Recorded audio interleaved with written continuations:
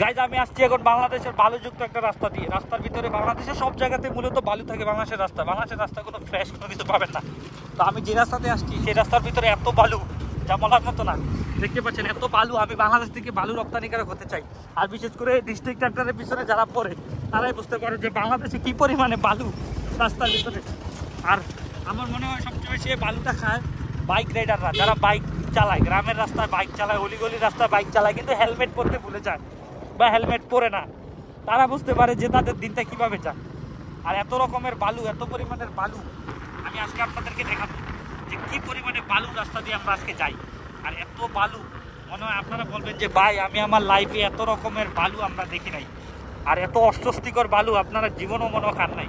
আমি এখন যে রাস্তাটা দিয়ে যাবো আমার মনে হয় বাংলাদেশের সব থেকে বালুযুক্ত, ধুলাযুক্ত, বাজে, একদম বিশ্রী ভাঙা রাস্তা এটাই।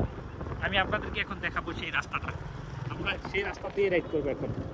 আপনি আমাদেরকে বলবেন যে ভাই আমার দেখা মতে সব থেকে ভাঙা, বাংলাদেশের সব থেকে বাজে, একবারে বিশ্রী যদি কোনো রাস্তা থাকে আমার মনে হয় এই রাস্তাটাই সেই রাস্তা। আর এই রাস্তার ভিতরে এত গাড়ি চলাচল করে, সব ট্রাক্টর ভাই, এত ডিস্ট্রিক্ট, এত ট্রাক আমি আমার লাইফেও দেখি নাই বাংলাদেশে কোনো রাস্তা দিয়ে চলাফেরা করতে। আর আমরা সেই রাস্তাটা দিয়ে যাচ্ছি।